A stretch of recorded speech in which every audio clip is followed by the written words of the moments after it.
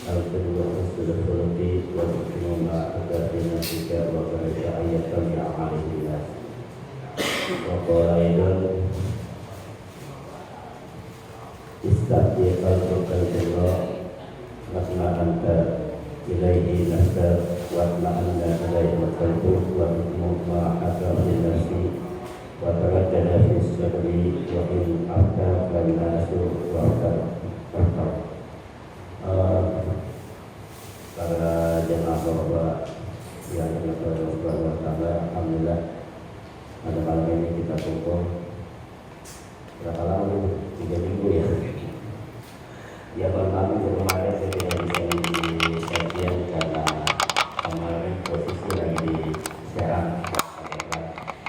Tidak, mudah-mudahan kita masih diberikan oleh Allah. Semoga kembali bisa kumpul di majlis ilmu Masjid Taklim. Semoga kumpulnya kita di sini diberikan dengan barokah dan rahmat Allah Subhanahu wa taala. Adapun niat kita untuk senantiasa memperbaiki diri, mudah-mudahan Allah bantu untuk bisa senantiasa memperbaiki diri kita, baik untuk urusan dunia maupun akhirat kita. Saudara salam semoga kita selalu berada Nabi kita Muhammad SAW. Mudah-mudahan salawat yang senantiasa kita panjatkan dilibatkan kepada Allah Subhanahu wa taala itu pula dalam tempat kemuliaan dengan pimpinan Rasulullah dan Rasulullah kita senantiasa hidup dalam kemudahan dan keberkahan Allah Subhanahu wa taala. Saudara sekalian, alhamdulillah malam ini kita masuk di bulan Dzulhijjah. Belajar ya, sebagai sebuah pembukaan bahwa Allah Subhanahu wa taala telah membuat masa dalam dunia ini dan kehidupan kita Allah ciptakan dalam satu bulan selama 12 bulan. Berapa bulan? Ada 12 bulan. Bulan apa aja Pak? Januari, Februari, Maret, April. Itu bulan Masehi. Yang dimaksud di sini adalah bulan Muharram, bulan Islam. Apa aja yang 12? Kalau giliran kalender sebelah mah hafal benar. Gajiannya pasti gitu kan. Giliran bulan Islam ribut, nggak hafal. Baik, kita mulai bulan Islam itu ada 12. Pertama bulan Muharram. Terus Muharram, Safar, Rabiul Awal, Rabiul Akhir, Jumadil Awal, Jumadil Akhir, terus Rajab, Sya'ban, Ramadan, Syawal, Dzulqa'dah dan Dzulhijjah. Ada 12. Kalau orang kampung sekarang bilang orang Jawa kan bulan Suro. Bulan Suro ini bulan mandi pusaka ya. Ada beberapa kepercayaan di negeri kita, bulan Suro itu bulan keramat ya, bulan puasa, bulan Suro. Bulan Suro, kemudian lagi mulut, bulan awal, bulan akhir, Rajab. Para kamu bilang bulan Rajab. Terawah. Rajab, terawah, puasa, Lebaran, Apit, Haji. Bulan Apit itu bulan kejepit Pak. Kenapa disebut bulan Apit bulan kejepit? Karena kejepit antara dua Lebaran, Syawal dan Dzulhijjah, Idul Fitri dan Idul Adha. Di tengah-tengah kami bulan Apit. Baik, sekarang alhamdulillah kita sudah masuk di bulan Dzulhijjah. Nah, di antara 2 bulan ada 4 bulan yang Allah haramkan, Allah hormati, Allah muliakan. Itulah sebabnya di 4 bulan tersebut tidak boleh terjadi perselisihan, nggak boleh berperang, nggak boleh berantem, nggak boleh melupakan darah. Apa 4 bulan itu? Yang pertama bulan Muharram, terus Sya'ban, terus Dzulqa'dah dan Dzulhijjah. Ya Ramadan, Syawal, masuk. Jadi 4 bulan tuh, bulan haram. Kalau secara urutan ada 3 bulan berturut-turut dan 1 bisa. Berapa? bulan Dzulqa'dah, Dzulhijjah, Muharram. Ini berurutan nih. 3 bulan. Dzulqa'dah, Dzulhijjah, Muharram. Ada satu yang tersendiri yaitu bulan Sya'ban. Ya, kalau bulan Sya'ban kita mau ada namanya itu Sya'ban. Nanti kita belajar lagi. Ada 10 akhir, 10 awal atau 10 hari yang Allah muliakan. Ya Allah muliakan. Ada 10 hari Allah muliakan.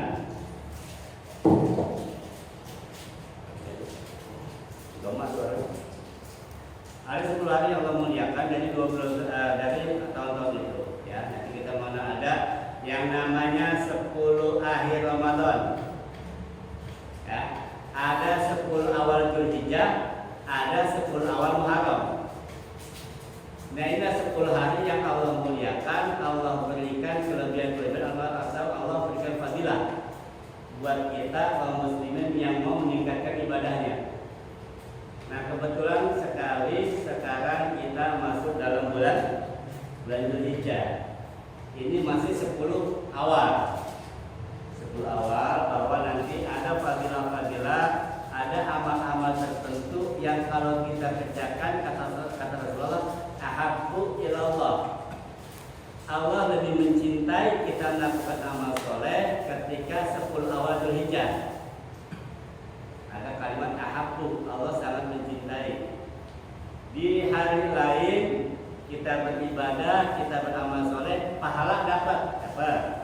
Tapi kondisinya Allah tidak begitu cinta.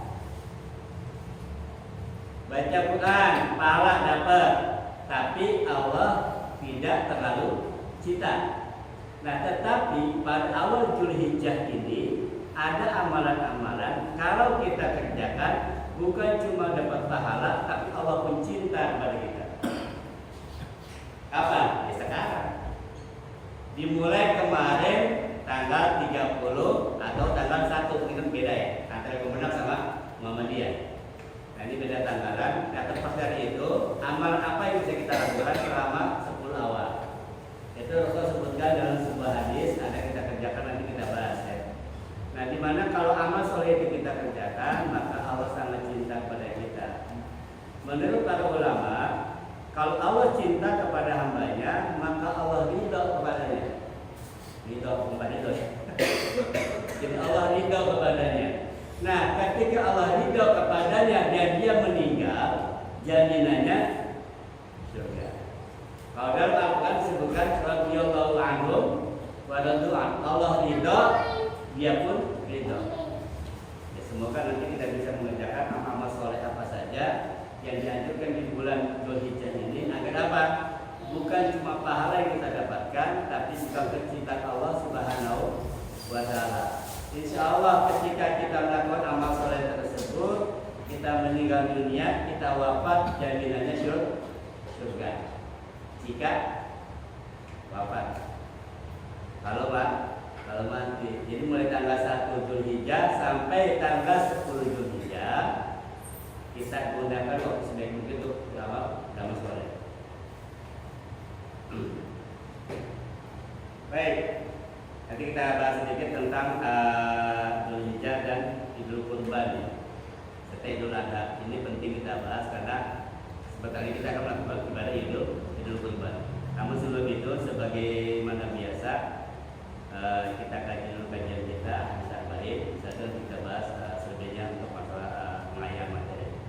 Sebelum dilanjutkan ya, saudara kita baca Fatihah. Mudah-mudahan saudara-saudara kita muslimin yang sedang melaksanakan ibadah haji di tanah suci, Allah berikan keselamatan, Allah berikan kesehatan, Allah berikan kemudahan dalam melaksanakan manasik haji, dan mereka kembali ke tanah air dalam kondisi selamat dan membawa haji yang mabrur, haji kepada Allah Subhanahu wa Ta'ala. Itu pun kita yang mungkin belum Allah kasih kesempatan ke tanah suci, mudah-mudahan Allah berikan kesempatan kepada kita untuk ibadah ke tanah suci baik haji maupun umroh di masa yang akan datang.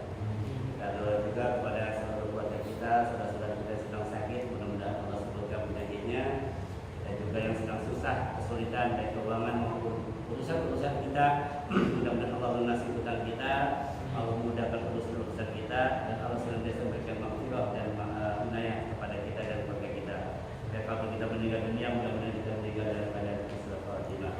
Al-Fatihah ala hadihi wa li kulli nabiyyin shalihan. Dan Nabi Musa sallallahu alaihi wasallam Al-Fatihah. Alhamdulillah.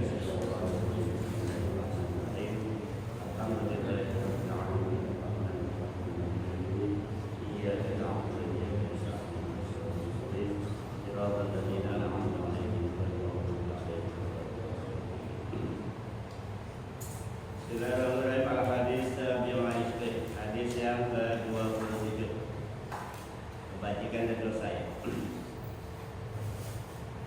Ani Nawas bin Sam'an radhiyallahu anhu, anna Nabi sallallahu alaihi wasallam qala, al-birru husnul khuluqi wal ithmu ma haka fi nafsika wa karita ayyat sali'a alaihi nas. Rawahu Muslim. Wa an Wabisah bin Ma'bad radhiyallahu anhu qala, Ataitu Rasulullah sallallahu alaihi wasallam faqala, "Jita tas'alil bil." Qultu, "Na'am." Faqala, "Istafti qalbaka. Al-birru matma'annat ilaihi an-nafsu watma'anna ilaihi al-qalbu. Wa ithmu ma haka fin nafsi wa taraddada fi sadri wa iftaka an-nasu waqtauka."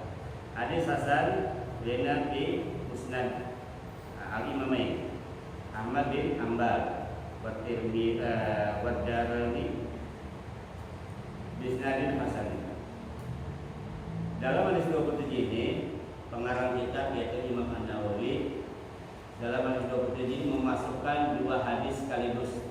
Ya, ini ada dua hadis yang dituliskan dalam hadis yang ke-27. Anin Nawas bin Sam'an, dari Nawas bin Sam'an. Nawas bin Sam'an ini salah satu sahabat Rasulullah. Jadi Rasulullah punya sahabat banyak ya. Jadi ada sahabat-sahabat yang mutabar yang terkenal, ada juga sahabat-sahabat yang kurang dikenal. Karena Rasulullah itu memiliki sahabat banyak.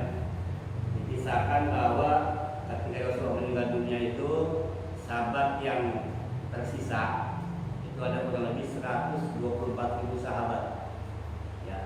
124.000 sahabat yang masih ada ketika Rasulullah meninggal dunia. Apa sih sahabat? Kita begini, ada sahabat, ada tabi'in, ada tabi'in, ya, ada ulama salaf, ada ulama khalaf. Kita harus paham pengertian istilahnya. Sahabat itu orang yang beriman kepada Allah dan Rasulullah, juga bertemu dengan Nabi. Jadi dua nih. Pertama beriman, yang kedua bertemu dengan Nabi. Orang yang bertemu dengan Nabi tapi tidak beriman itu tidak disebut sahabat. Contohnya Abu Jahal. Abu Jahal ketemu sama Nabi. Ketemu Abu Lahab, ketemu, tapi dia tidak beriman, maka tidak disebut sebagai sahabat. Ada juga tidak bertemu, ya, tapi beriman, itu bukan disebut sahabat. Contoh ada tabi'in. Ya, tabi'in itu adalah orang-orang yang apa? Dia beriman tapi nggak ketemu dengan sahabat. Contohnya, dia tidak ketemu dengan Rasulullah. Ada contoh orang yang sebenarnya sahabat namun tidak ketemu Nabi, maka disebutnya tabi'in. Siapa? Uwais al-Qarni. Pernah dengar kisahnya? Uwais al-Qarni itu seorang manusia yang tidak dikenal di bumi namun dikenal di penduduk langit. Kalau diceritakan kisahnya, wasal luar biasa, Pak. Ya, jadi beliau beriman kepada Allah dan Rasulnya, hidup sejaman pada zaman Nabi, namun nggak ketemu Nabi. Ketemunya dengan sahabat doang, yaitu Umar bin Khattab dan lain sebagainya. Jadi ceritanya waktu itu ketika Uwais al-Qarni, beliau itu tinggal di Yaman. Tinggal di Yaman, mau ketemu sama Rasulullah. Begitu sampai di Madinah, jalan kaki dari Yaman ke Madinah, nggak boleh mana. Sampai di sana ternyata nggak ketemu sama Rasulullah. Rasul sedang tidak ada di Madinah, pulang lagi ke Yaman. Sampai Rasulullah meninggal, beliau tidak bertemu dengan Rasulullah, namun beliau beriman kepada Allah dan Rasulullah. Nah, ketika Rasulullah masih hidup, kemudian dua arah suami adanya di Yaman, Rasulullah berpesan kepada Umar, Ya Umar, nanti kalau kamu ketemu seorang dari Yaman, dari desa Qarn, Qarn itu nama desa, ya. Dari desa Qarn namanya Uwais, kamu minta doa padanya. Umar bingung, siapa Uwais? Uwais seorang pemuda, dulu dia pernah sakit, kata Rasulullah, dikasih tahu ciri-cirinya. Dia pernah sakit kulit, Allah kasih tanda di punggungnya sebesar kayak koin, bekas sakitnya. Kamu minta kepada doanya, minta ridhonya, biar kamu didoakan oleh Uwais al-Qarni. Sahabat bingung kan? Jadi ada orang yang dipesan Umar untuk minta doa kepada Uwais al-Qarni. Berarti orang bukan orang sembarangan, bukan orang sembarangan. Singkat cerita Rasulullah wafat. Singkat cerita Umar bin Khattab naik jadi khalifah. Nah, ketika menjadi khalifah, nah umat ekspansi Islam keluar, membebaskan Palestina dan seluruh Jazirah Arab, sampailah di sebuah desa namanya desa Qarn. Ya, desa Qarn. Ketika di Madinah, umat Islam masih di Madinah, kalau ada rombongan dari Yaman datang ke Madinah, ditanya, mana yang namanya Uwais? Nggak ada. Terus ada lagi rombongan, datang lagi ditanya umat, mana yang namanya Uwais? Nggak ada. Ini orang-orang Yaman suka bingung. Ini Uwais kenapa? Kenapa dicari-cari Sayyidina Umar? Gitu kan? Nah, ketika sampai di Yaman, bertemulah Umar dengan para penduduk Yaman. Ditanya, mana Uwais? Kata orang Yaman, ya Khalifah, ngapain nanyain Uwais? Uwais orang gila. Uwais disangka orang gila. Kenapa? Ternyata Uwais itu dulu dia punya ibunya luar biasa bawel luar biasa, jualan ini dapur, tapi lumpuh. Nah suatu hari ibunya pengen pergi haji dari Yaman ke Mekah, sementara dia orang miskin nggak punya apa-apa. Mintanya apa kata ibunya? Saya pengen haji tapi saya minta digendong. Mintanya digendong oleh Uwais ibunya. Namun karena baktinya Uwais kepada ibunya, nah, dia akhirnya latihan. Tiap hari dari bawah naik ke atas gunung bawa batu, gendong batu. Naik, terus turun lagi. Besok bawa batu lagi lebih besar. Iya apa nih? Pakai gede gitu kan? Orang bingung, Uwais udah gila kan ya? Ngapain dia ke gunung bawa batu, turun lagi bawa batu tiap hari gitu? Ternyata dia bawa batu itu untuk latihan fisik supaya kuat gendong. Jadi ibunya ke Mekah. Singkat cerita, akhirnya ibunya digendong oleh Uwais menuju ke Mekah untuk ibadah haji. Dari Yaman ke Mekah apa? Jalan kaki di tengah gunung pasir, kagak naik onta, jalan kaki gendong. Kalau kita kira-kira gimana? Itulah luar biasanya baktinya Uwais al-Qarni kepada ibunya. Waktu ibunya luar biasa, bawel, galak, minta lumpuh pula. Tapi lebih baktinya seorang ibu, anak kepada ibu dilakukan. Nah, selesai pergi haji, nggak berapa lama, singkat cerita ibunya meninggal. Setelah ibunya meninggal dunia, Uwais al-Qarni orang miskin. Tiap hari dia makannya dari buangan sampah, buangan sampah. Bahkan dikatakan dia nyaris tidak pernah sholat Jumat. Makanya penduduk Yaman bingung kenapa Umar bin Khattab cariin Uwais, suruh minta doa dari Uwais. Sementara Uwais itu kayak orang gila, tidak pernah sholat Jumat, tapi diminta doa. Selesai. Ketika ketemu sama Umar, kata Umar, "Anda ketemu Uwais?" "Iya." "Saya minta doa dari Anda." "Oh, mana bisa? Anda kan khalifah, saya mau apa enggak?" Gitu kan. Nah, singkat kita terjadi perdebatan antara Umar sama Uwais al-Qarni. Kenapa alasannya disuruh ketemu sama Uwais al-Qarni? Dipesan Rasulullah bla kita didoakan Uwais al-Qarni, didoakan Umar bin Khattab oleh Uwais al-Qarni. Nah, ditanya, kenapa kamu makan dari makanan sampah? Apa kata Uwais? Aku mencegah diri dari sesuatu yang berpotensi bisa diam.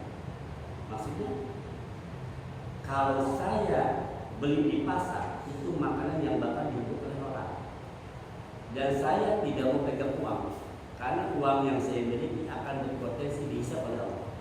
Makanya saya kalau punya uang 1 keping saya kasih ke orang, punya uang 1 keping saya kasih ke orang. Jadi seumur hidup saya tidak pernah pegang uang dan saya tidak pernah punya uang. Kenapa? Saya takut dihisap.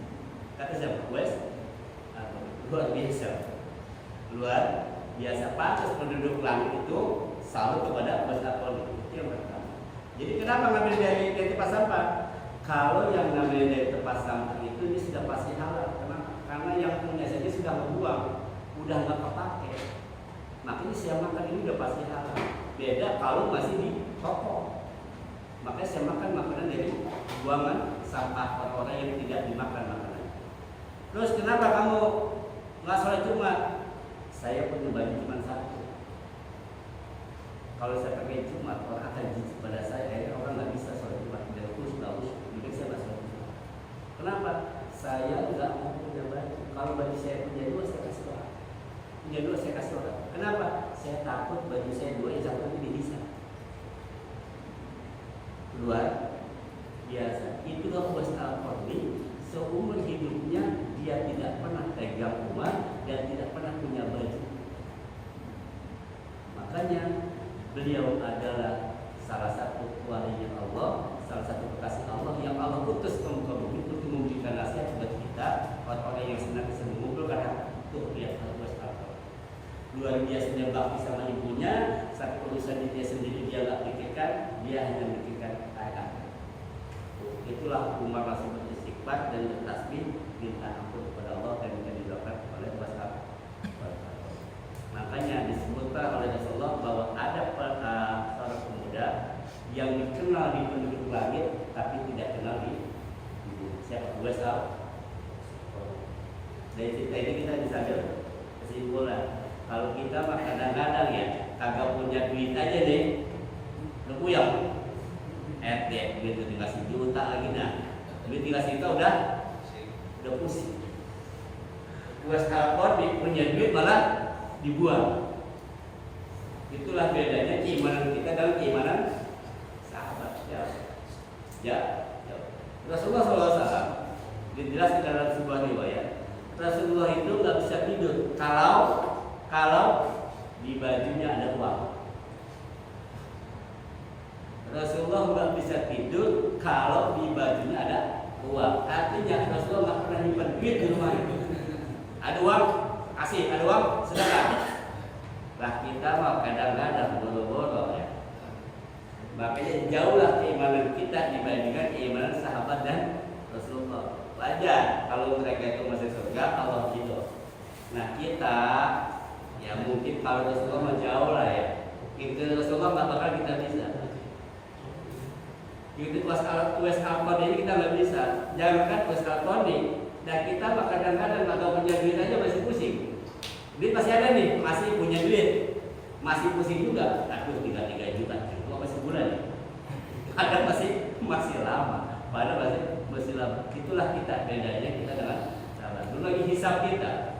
Wes Al-Qarni saking takutnya dihisab, baju dikasih bener. Lah kita baju di lembaga ada berapa potong?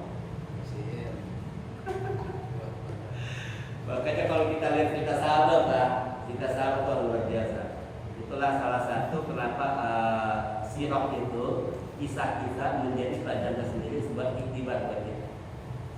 Iktibar buat kita. Baik, kembali ke sini. Di mana-mana ya. Sedikit cerita aja sih. Nawas bin Sam'an ini sahabat Rasulullah, beliau orang Yaman. Orang Yaman datang ke Madinah, ketemu Rasulullah cuma sebentar, cuma 1 tahun. Jadi datang ke Madinah, tinggal di Madinah setahun, kemudian dia hijrah lagi balik ke Syam. Dan dia sampai akhir-akhirnya meninggal di Syam. Di sahabat Rasulullah juga. Beliau bersabda, beliau berkata, Rasulullah SAW sudah bersabda, "Qala al-birru husnul khuluqi." Al-birru husnul khuluqi, kebaikan itu adalah akhlak yang baik. Al-birru itu cakupannya lebih luas. Ya, lebih luas. Al-birru itu mencakup perkataan, perbuatan, tindakan, niat. Al-birru. Makanya kalau orang yang berbakti kepada Allah sebutnya birrullah. Orang berbakti kepada Allah sebutnya birrul walidain. Berbuat baik kepada orang tua itu bukan cuma ucapan, Tadi yang namanya anak berbakti itu ucapannya, tindakannya, niatannya, perkataannya semuanya itu menunjukkan kebaikan. Sebutnya dengan al-bir. Jadi al-bir itu husnul khuluq, segala macam kebaikan itu adalah akhlak mulia. Makanya ada semua sebut bahasa rahim. Al-bir itu artinya seluruh kebaikan itu adalah akhlak yang mulia. Wal ismu mahaka fi nafsika wa karita ayat tala alaihina. Dan yang namanya dosa adalah segala sesuatu yang menggelisahkan jiwamu dan kau tidak suka jika orang yang lain yang melihatnya. Jadi yang namanya kebaikan itu, ya, kebaikan itu adalah akhlak yang paling mulia. Nah, dosa, apa sih dosa? Sebenarnya dosa apa sih? Dosa indikasinya dua, Pak. Indikasi dosa dua. Pertama, kalau kita gelisah melakukan itu, hati kita nggak bisa bangun. Pertama kita gelisah. Yang kedua, kita takut kalau perbuatan itu orang lain tahu. Itu dia ciri-ciri perbuatan dosa. Misalkan apa nyolong ayam, gelisah nggak? Ketahuan. Yang kedua, kalau itu kita nyolong ayam ketahuan orang, malu nggak? Jadi kalau mau tahu indikasi dosa apa, pokoknya apapun kalau membuat Anda gelisah, nggak tenang, dan Anda orang lain takut, Anda tahu berbuat itu ciri dosa. Korupsi, misalkan, ya kan di kantor, Anda sekian, kamu ketahuan, itu dosa tuh. Sama kerja juga, masih jam 8, kan? Dari jam 9. Kalau ketahuan gimana ya?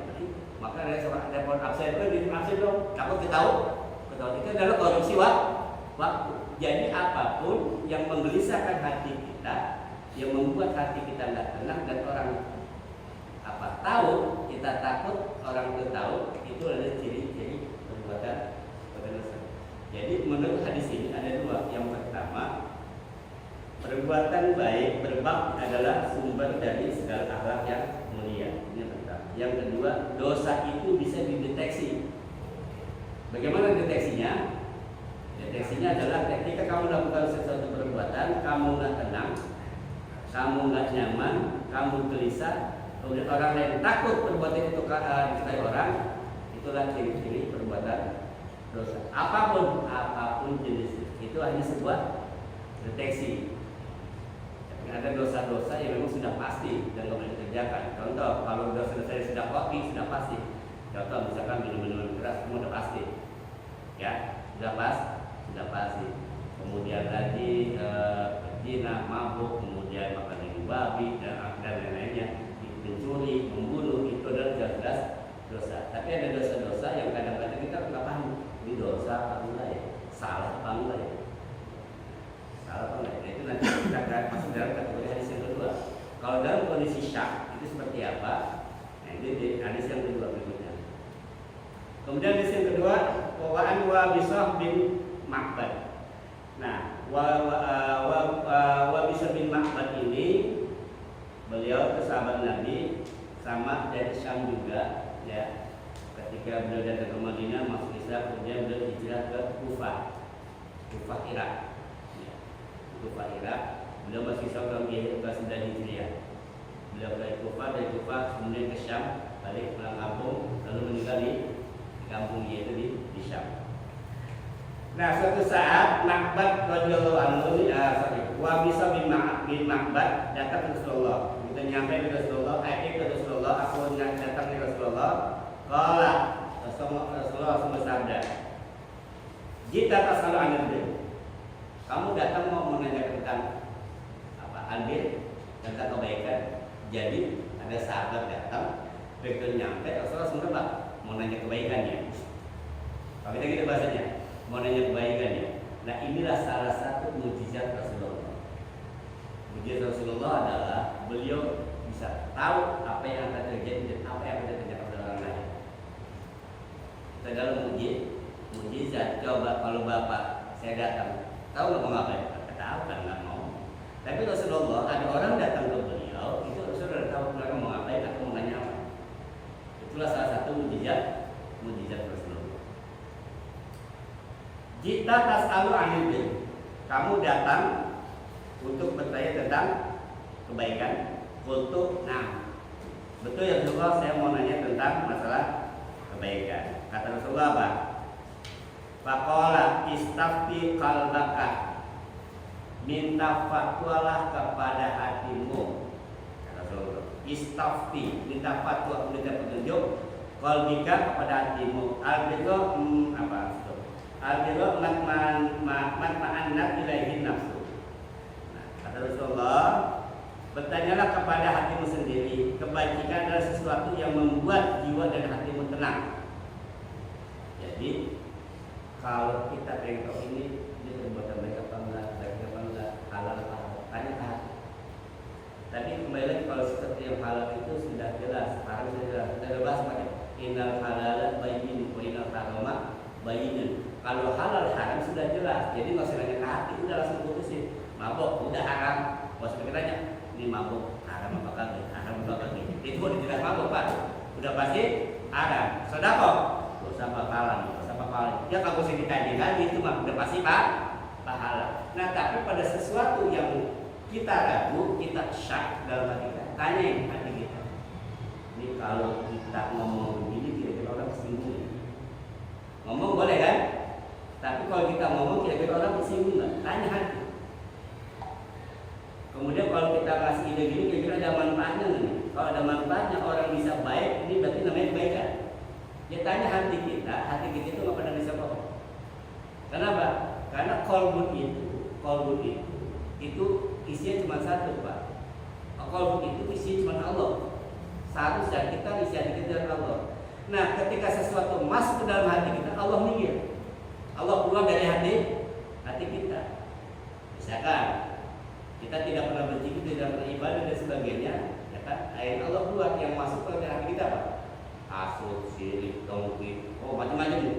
Pengen nyolong, pengen mencuri, pengen membunuh, itu yang masuk di dalam hati kita. Nah ketika hal-hal buruk itu masuk, Allah keluar dari hati. Nah ketika Allah masuk, keburukan itu akan pergi dengan sendiri. Makanya kadang-kadang keimanan kita, hati kita kadang benar, kadang enggak. Kalau lagi benar, benar banget. Kalau lagi benar banget. Kalau lagi badung, luar biasa badung. Makanya orang tua bilang, agama mengatakan lo kalau kosong nanti kesurupan, kesetanan. Artinya apa? Perbuatanmu kayak setan, perbuatanmu mirip setan, tidak tahu pahala, tidak tahu kebaikan, artinya dosa, disebutnya kesetanan. Maka sering-seringlah ingat Allah, berzikir kepada Allah, jangan sampai kosong. Orang itu kan kamu gitu Pak, baca-baca lo supaya nggak kesurupan gitu kan. Kalau jauhnya kayak gitu, tapi secara batinnya jangan sampai setan masuk ke dalam hati kita sehingga melakukan perbuatan-perbuatan yang buruk. Selalulah berzikir kepada Allah supaya Allah tidak keluar dari kalbu kita. Nah kebalikannya, kalau yang namanya keburukan atau al-ismu itu disebutkan apa? Wat ma'ana ilahil qalbu wal ismu ma'aka fi nafsi wa taraddada fi sadri wa in haftaka nasu wa aftauka. Kata Rasulullah, yang namanya dosa itu adalah apa? Sesuatu yang menggelisahkan jiwa dan menimbulkan keraguan dalam hati. Meskipun orang-orang memberi fatwa yang membenarkan. Begini maksudnya, perbuatan dosa itu walaupun kamu lakukan itu akan bisa. Walaupun orang bilang nggak apa-apa, mabok nih misalkan nih, saya seloki aja, nggak apa-apa mungkin dikit doang, halal dikit mah nggak apa-apa, itu nggak mabok. Nah Pak Mufti minum, tetap ada gelisah kan di hatinya, yaitu dosa. Jadi walaupun orang sedunia mengatakan itu nggak apa-apa, tapi hati kita nggak pernah bisa bohong. Namanya ismun itu kan artinya dosa. Ismun, ada al-jirun, ada ismun. Jadi ada dua kata kunci di dalam sini. Satu ada al-jirun, ada ismun. Kalau al-jirun kebaktian, berbakti, yang kedua ismun, dosa. Nah, dalam kehidupan sehari-hari, kita sering melakukan perbuatan baik dan buruk, al-birru dan al-ismu, perbuatan pahala dan dosa. Nah, jangan sampai begini Pak. Apa-apalah kalau dosa kita kan udah baik ibadah baik, tapi melakukan dosa. Dan kita sengaja lakukan itu berdosa. Kenapa? Karena begini, berbuat baik itu hadiahnya surga. Berbuat buruk hadiahnya neraka. Masa kita diharap bolak-balik surga, neraka, surga, neraka.